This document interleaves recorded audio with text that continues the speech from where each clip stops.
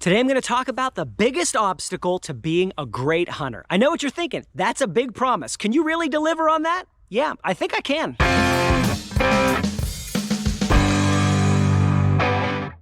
George back here with the New Hunter's Guide, the YouTube channel, one of the top 5 rated hunting podcasts that you need to check out.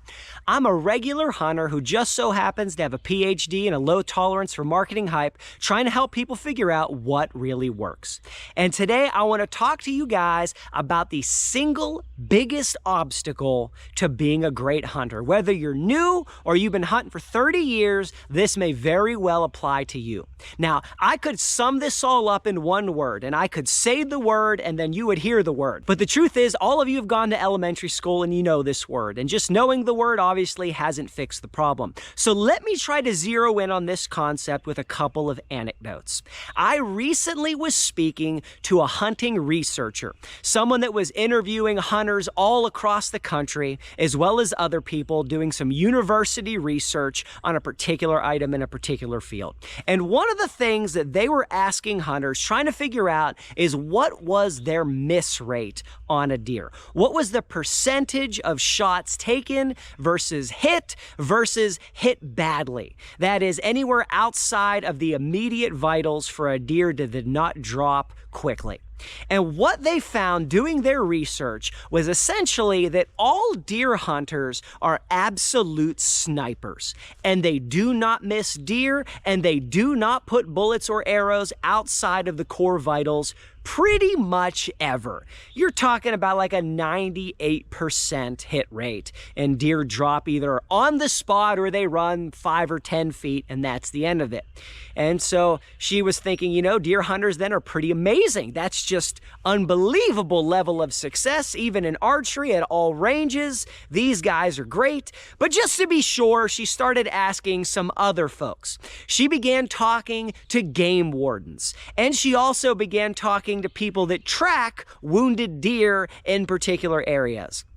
And what she found was that game wardens are tied up almost the entire season, more than anything else, helping people get access to other properties to track down deer that have been hit badly or other related scenarios.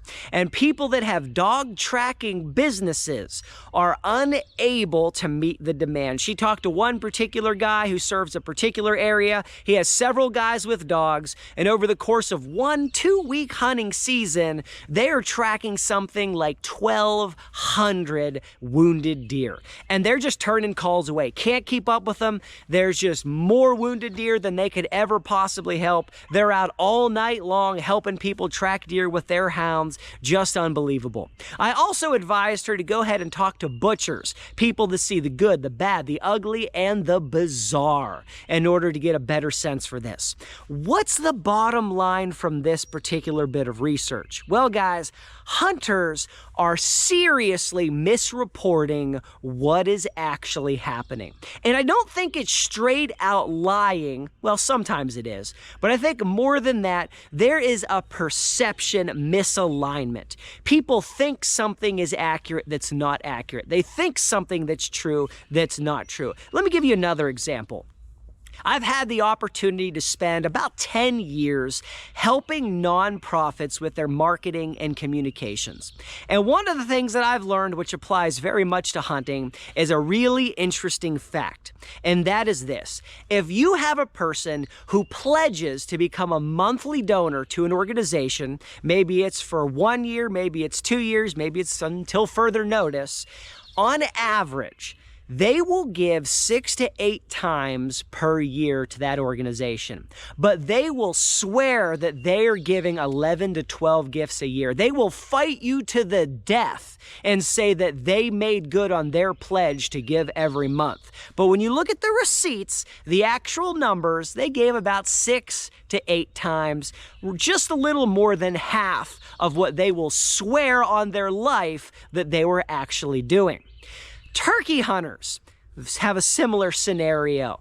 Most turkey hunters, if you would ask them, they would tell you that they pretty much never miss turkeys or they never wound turkeys. However, if you will go on Facebook or forums where people are able to post anonymously or semi-anonymously during turkey season, you will see strings and strings of posts of people blaming choke tubes, blaming barrels, blaming shotguns, blaming ammunitions for all being terrible and missing that turkey and throwing that shot in the wrong place and one thing after another. You will also see strings of posts from people asking for advice on when should they start tracking the turkey, how long should they wait, what should they do, so forth and so on. Turkey hunters by and large believe they are better shots and have better rates of success than they actually do. Waterfowl hunting example.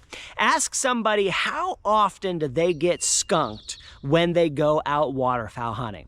Now, I've had people say never, one time out of 20, one time out of 100. They always take ducks.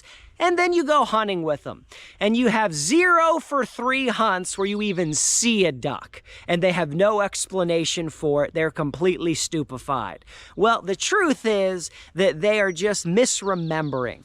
They are misaligning the reality of what's happening with what they think happens and what their story is. A more objective example, ask a waterfowl hunter, what is your hit percentage? What percentage of shells that you shoot into the sky results in ducks on your table? Oftentimes, people will tell you something like 60, 70, 80%. They almost never miss. They hit the ducks much more often than they miss the ducks, and so on. Next time you go out hunting with one of these folks, or if you're that folk, go ahead and count your shells before you go out. Again and again, you'll see people go into the woods with 2 boxes of shells, say 50 shells, 2 full untouched boxes. They will come back with 23 shells, 3 ducks and a goose. And you're like, now wait a minute, that doesn't sound like a 70% hit rate. That sounds more like, 15 to 20% hit rate. But the reality is, people believe that they're doing better than they're really doing almost all of the time. All right, and we call this garden variety pride. Okay, the Bible says that the pride of your heart deceives you. It makes you think that something that's not true is true. And what this does to limit and hold back hunters is big, it's obvious, but most people don't see it. Let's go through some of these examples. If you're the deer hunter that believes you never miss, then why would you practice more? All right, if you believe that you take 9 out of 10 archery deer that you shoot at and they drop instantly, why would you need to practice more than 2 or 3 times a season? Why would you ever practice 2 or 3 times a week to get better? All right, if you're the turkey hunter that believes every shot is successful, why would you take your shell and your choke tube and put it on paper at different ranges to see what it would do? Why would you test your gear? Why would you practice? Well, you wouldn't. And because of that, you would never get better. If you're the waterfowl hunter that believes you take 70% of the birds that you shoot at, but the reality is only 15 to 20% of the birds that you shoot at, why would you practice? Why would you go and shoot sporting clays? Why would you go out and shoot some trap? Why would you test different ammos, different choke tubes? Why would you do anything to improve your shooting skills if you're already a master? And the bottom line is that pretty much none of us are masters in any of these areas. We all need practice, and if we will have the humility and just the honest sight and optics to look at things, be objective, take some notes, right? Keep track. You shot at this time. You took this long to recover, or you didn't recover. You shot this many arrows this past year, and you brought this many deer home, and this many of them were found within 15 minutes. You shot this many shells into the sky on every hunt, and you brought home how many ducks. Keep honest records. So then when you practice, then when you go to the range, then when you test your gear, and you improve your percentages, you can keep track of those too. do, compare them with what you did last season, 2 seasons, 5 seasons ago, and you can track your progress. I can tell you right now, last duck season, I shot more ducks than I've ever taken in any season before. I also fired fewer shots than I fired in any season before. How did that work?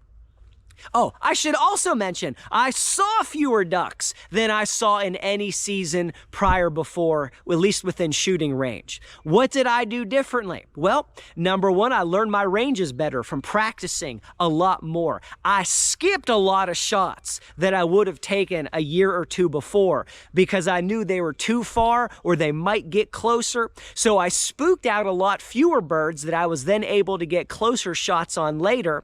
And then I had a better percentage of shots fired to birds taken. Combine all of that together, and I did a lot better, even with fewer opportunities, even seeing fewer birds. And I hope next season to do a lot better still, because I've been practicing more. I've been going to shoot sporting clays more. I've been testing more ammo and so on. And you guys ought to be doing the exact same kind of things for whatever you hunt. If you can remove the obstacle of pride, the obstacle of misperception, see things the way they really are, and then work to improve them, you can become a great hunter faster than you ever thought possible. And if you have watched to this point in the video, there is not one reason why you should not hit the subscribe button and give this video a thumbs up. If you want some more outside the box thinking, you should check out my video, The Biggest Lie in Turkey Hunting, which you can find right here, or you could check out the #1 thing you can buy to take more ducks right here.